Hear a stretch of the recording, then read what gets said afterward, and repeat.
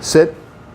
Just walking Barry up to his crate. He's not used to the crate being in this room. His crate, the crate's in the back bedroom, but it's easier to film out here. So I pulled his crate out here. So he's not used to going into the crate here, so he might be a little bit funny because I haven't practiced this with him at all. So I want you to see how he may act when a crate is in a new spot. No. See, this is a training routine. He wants to go in this crate. He loves his crate. In his mind, good things happen in there. Therefore, he needs permission to go in there. He needs to stay in a sit stay and wait for you to allow him to get up. See how the door opened and he waited? He really wants to go in there. With your right hand, you pat his chest and say, go. And he goes in there. And I didn't even pat his chest. I just kind of pretended to and sent him in. That's all you have to do in that case. Good. He goes in, he turns around, gets some rewards. I reach in, I unhook his collar, take that off, the little prong collar that we're using. Just hang that up here on the door. And of course, the prong collar is very safe. You use it exactly the way you see me using it throughout these videos. There's no corrections, there's no rough stuff, there's no popping or jerking. It's really just to do a little signal, tap the brakes if he goes ahead of you, that kind of thing, and you see how it's done. So the leash is always loose, so you don't have to worry about using this prong collar. It's also the smallest size they make, and you never need to do another size than this. This is the best size for him anyway. In fact, this is the only size I use for any dogs because it's all about just the signal, not about causing pain. So we don't use the big giant prong collars, even on big dogs. So you hang it right there. And then he already has this like martingale type collar on that I double up the prong collar and the martingale that he's wearing all the time that has his tags on it. And that way if the prong collar comes off, the other one comes into play and he doesn't get away. So we always double up on 2 collars when we have the dog out in public. All the dogs. And so his routine here has been every night he sleeps in his crate.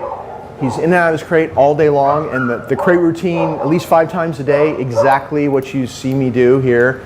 We put him in the same way, we let him out the same way, so that's why the crate is actually a tool for training, and it's part of the reason why he's so calm when he comes back to you and he's so good in different ways is because we did this crate routine as well as all the other things you're seeing us film here. Every day, all this stuff. So 5 times a day, in and out, lots of free time in the yard, but also a lot of structure. Maybe he's in for an hour, he's out for an hour and a half, he's in for 45 minutes, he's out for another 45 minutes. It's just all random.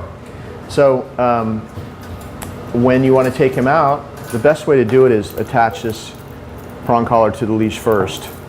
He needs to respect this boundary. You own this boundary. It's his place inside there, and you don't do any training inside there, and that's where he gets his treats, and you feed him his bowl of food in there, and he gets his bones and everything in there, but you control his access in and out, which makes you way more powerful in his eyes. So he needs to wait. See how he's waiting? Good, and you can reward him. Make sure you always put your hand in there. You don't feed him out here, because if you feed him here, you're going to teach him to stick his head out. Pretty soon he's going to step out. So make sure that when you reward him for waiting at this open door, reward him in there when he's completely in there. If he tries to come out before you release him or allow him to come out, you say no. Do a little token slam. Always follow up with good when he does it the right way. Never just correct and then that's it. Always follow up and reward him when he does it the way you want him to. And that's why you're not going to have to really correct much more anyway.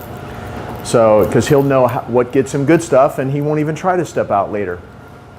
When you're going to put this on him, you just reach in like this. And it's so easy to do just with feel. Just hook him up. Remember the prong collar is closest underneath his ears. It's always the highest up collar.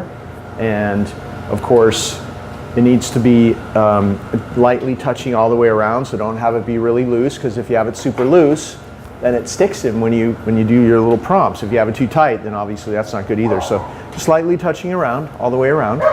And then I'm talking a lot, but he's still waiting. He's still waiting. Good, he gets another reward for waiting. If he didn't wait, I would have gone like this, no, and given that a little token close, but we're not having to do that. You can even practice this, stepping back, he waits.